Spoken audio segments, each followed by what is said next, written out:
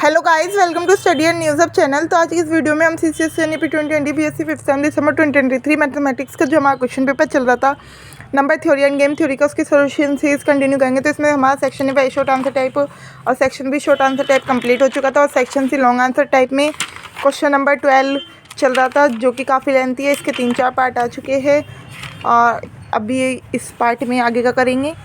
तो इसमें हमारा सिंप्लेक्स मेथड है, वो समझना थोड़ा हार्ड है, बट अगर एक बार समझ आ गया तो फिर आप शायद गलती ना करो। बट इसकी कैलकुलेशन मिस्टेक हो सकती है, तो कैलकुलेशन में ज़्यादा ध्यान रखना पड़ता है। ये क्वेश्चन आप जब भी करना अगर आपको बाकी जो 4 क्वेश्चन हैं उनमें से 3 ना आते हो। तो अभी इसमें क्या है, हमारे यहाँ तक आ गया था y3 की यहाँ 1 1 0, यानी यहाँ पे y3 और y2 इनकमिंग वेक्टर होके y4 और y5 की जगह ये आ गई थी y3 और y2।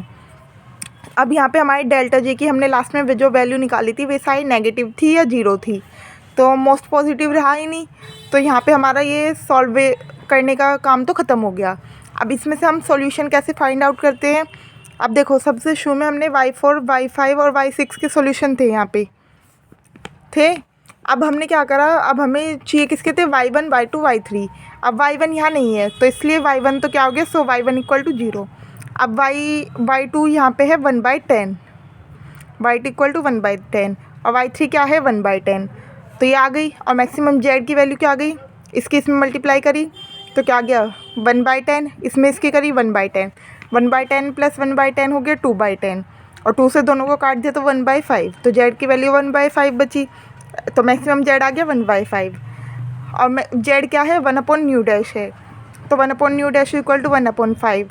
तो एक तरह से मिनिमम न्यू डैश कितना होगा, मैक्सिमम जेड है तो मिनिमम न्यू डैश है, तो मिनिमम न्यू डैश कितना आ गया 5।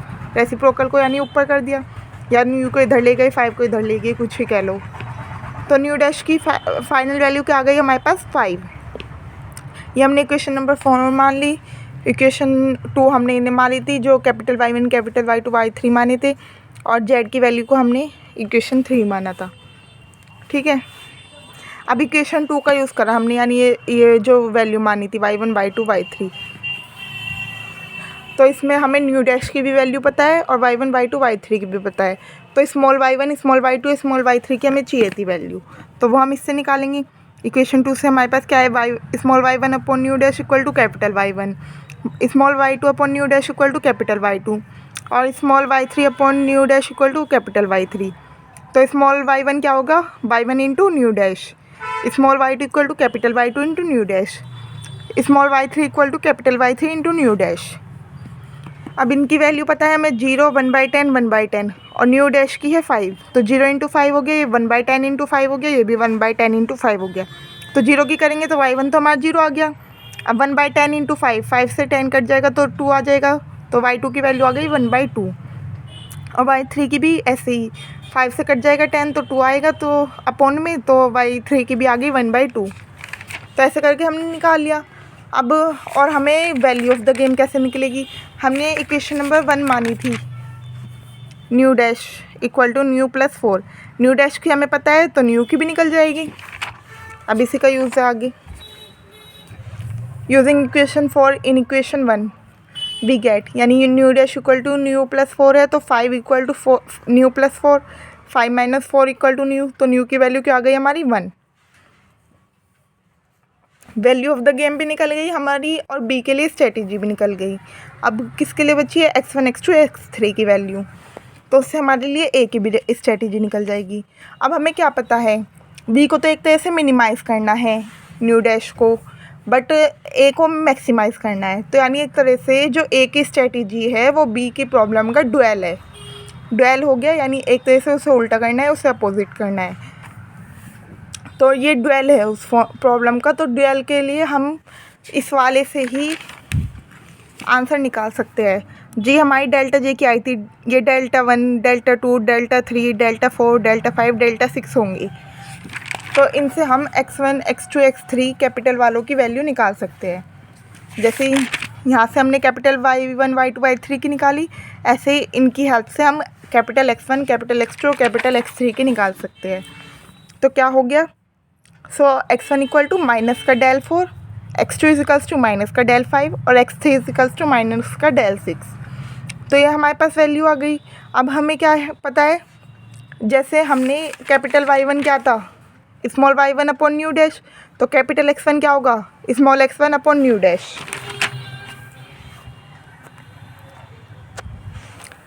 तो small x1 upon nu dash equal to क्या हो गया, माइनस डेल 4 की वैल्यू क्या है हमारे 4th नंबर पे, यहाँ पे माइनस का 2/15 और डेल 5 की हो गई माइनस का 1/15 और डेल 6 की हो गई 0।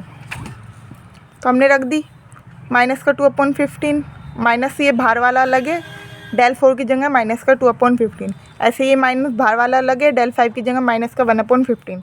ऐसे ये माइनस बाहर अलग है और डेल 6 की जगह 0। तो अब सॉल्व करेंगे तो ये प्लस हो जाएगा, x1 equal to 2/15 of nu dash इधर चला गया, तो 2/15 इंटू 5 से कट गया 3 आ जाएगा। ठीक है, ऐसे ही x2 equals to 1/15 into nu dash, तो 1/15 इंटू 5 से फिर 15 कट गया 3 आ जाएगा पोन में। अब ऐसे ही x3 equal to 0 nu dash, तो 0 इंटू 5 भी कर लो न्यू डैश की जगह। तो x1 की वैल्यू क्या आ गई, यहाँ से 2/3, x2 की 1/3 और x3 की 0। हैंस द ऑप्टिमल सॉल्यूशन, तो यहाँ पे अब हमारा फाइनली ये कंप्लीट हो गया। Hence the optimal solution is, best strategy for A क्या है, x1 x2 x3 की तीनों की वैल्यू रख दी, 2/3 1/3 0। Best strategy for B, y1 y2 y3 तीनों की वैल्यू रख दी, 0 1/2 1/2 और value of the game new की वैल्यू रख दी 1। तो ये फाइनली क्वेश्चन कंप्लीट हुआ। और ज़्यादा से ज़्यादा बच्चों के पास शेयर करिए, इतनी मेहनत करिए समझाने में, तो कुछ तो बेनिफिट हो अगर ये क्वेश्चन रिपीट हो जाए। So like share comment subscribe, don't forget to press the bell icon, ताकि मेरी वीडियोस आप सभी के पास सबसे पहले पहुँचे। नेक्स्ट क्वेश्चन हम नेक्स्ट वीडियो में करेंगे। और stay tuned with study and news hub, ज़्यादा से ज़्यादा बच्चों को शेयर करें ताकि सबका बेनिफिट हो, ओनली अपने पास तक सीमित मत रखें।